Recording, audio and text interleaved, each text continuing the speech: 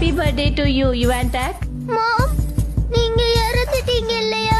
உன்னால உண்மையாவே எல்லாத்தையும் பார்க்க முடியுதுல்ல.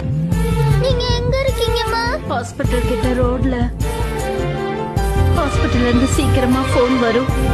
நீ அங்க போயிட்டீன்னா உன்னோட ஆன்ட்டியும் அங்க வருவாங்க. ஆனா வெளியில ரொம்ப பனியா இருக்கு. நீ வெளியில போகும்போது ஸ்கார்ஃப் கட்டிக்கிட்டு போ. நான் நல்லா இருப்பேன்மா.